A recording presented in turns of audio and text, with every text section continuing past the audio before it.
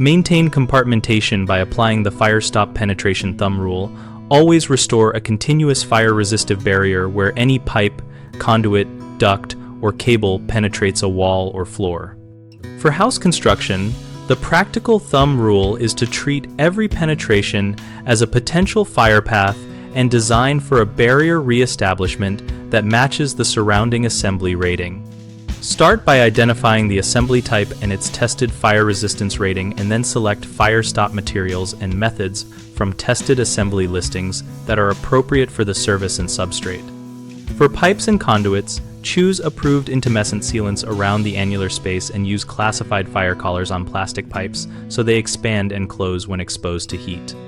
When filling gaps, follow manufacturer guidance on joint depth, backing materials, and curing time to ensure the installed system will perform as tested.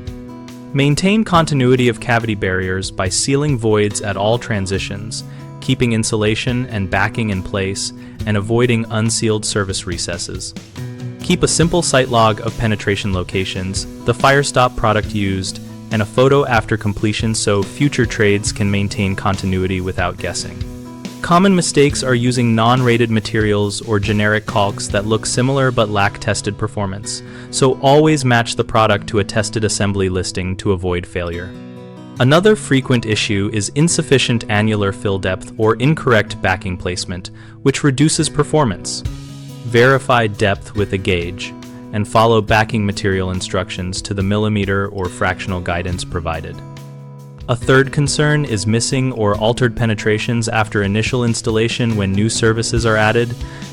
Address this by inspecting and resealing any changed penetration immediately and updating the site log so continuity is preserved. BigHomeProjects.com helps homeowners find local contractors for firestop and general construction work, and helps contractors find job leads in our community.